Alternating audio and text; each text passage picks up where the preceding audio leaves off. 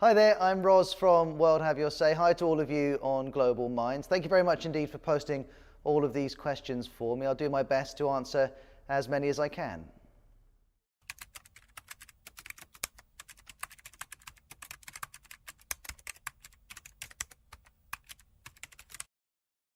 Hi Rosalie, thank you very much indeed for that question. In terms of how I prepare, well, first things first, I've been reading the news and listening and watching the news ever since I was a teenager, really. It's always been almost a hobby of mine. So that bit comes easily, and I do that whether I'm working or not. In terms of preparing for one subject or another, I normally get about an hour or two in the middle of the afternoon ahead of World Have Your Say at 6 p.m.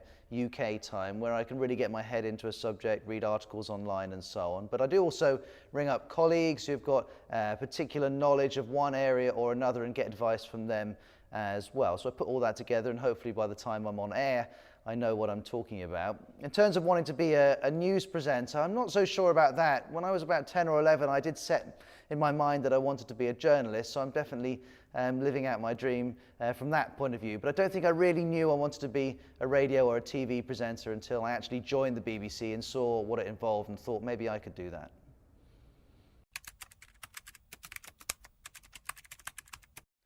Hi Stefan, thanks for your question. Well, there's lots of things I like about my job. I suppose the three things that I would pick out are, one, I do like being able to ask questions of people, especially people in power. It feels like a real privilege to be able to do that, and I always wanted to be able to do that, so now I'm in a position where I can. That's a real treat. Two, I just love speaking to people, especially about subjects that matter and subjects that interest me, and every single day I get to do that for at least an hour, so that also feels like a massive privilege. And last but not least, because we're at the World Service and I also present on BBC World News Television, I get to travel an awful lot, go to places I'd never have dreamt I'd get the chance to see. So that also is a real treat, and the number of trips that come these days, well, they come pretty thick and fast, so that keeps things very interesting indeed.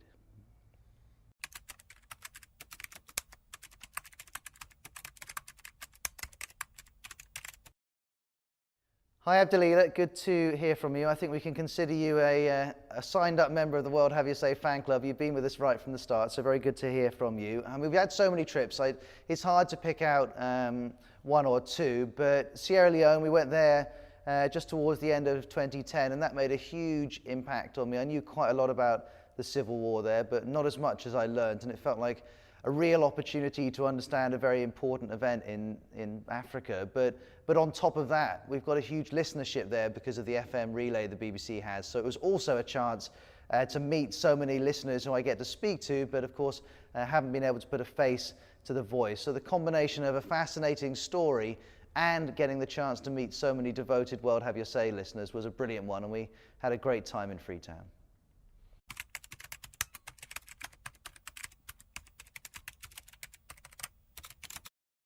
This can be difficult. We encourage people to express their feelings and share their experiences, and most of the time that passes off without incident. But of course, we're talking about issues and stories which people feel very passionate about, and you're quite right to say that sometimes tempers do flare. I mean, the couple of things I always try and bear in mind is I don't want to get into an argument with anyone, so I try and stay calm even when people are maybe not quite as calm as I am. I don't think it would help if I were to lose my temper, so I'm always very conscious of remaining calm and remaining fair.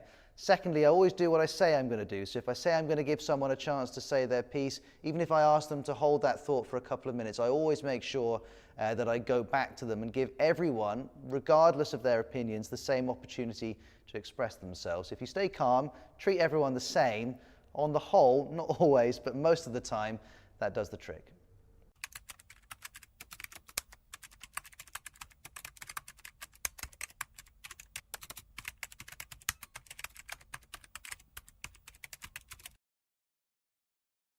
I feel quite passionate about this one. I don't think journalism is changing as much as some people would have us know, and I say that as a journalist on a program like World Have Your Say, which embraces all the new technologies we can find. But just because you can reach out to someone through Twitter or you can reach out to someone through Facebook, because someone can Skype us as well as call us, they can text us as well. Actually, you still do all the same things you would ever have done. You check your facts, you check who you're speaking to, you make sure that you're fair, you make sure that what you set out on the program gives you some sort of balance. And you would have done that 20 years ago. It's just the means by which we find people, we find stories, and we find information has changed. The core journalism, I would argue, hasn't changed at all.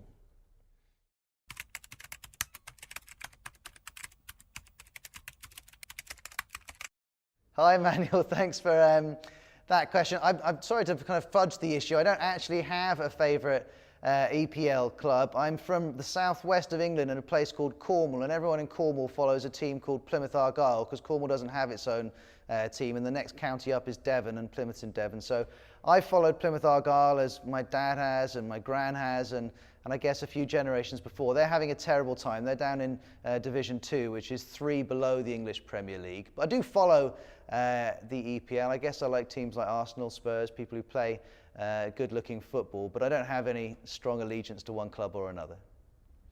Brilliant.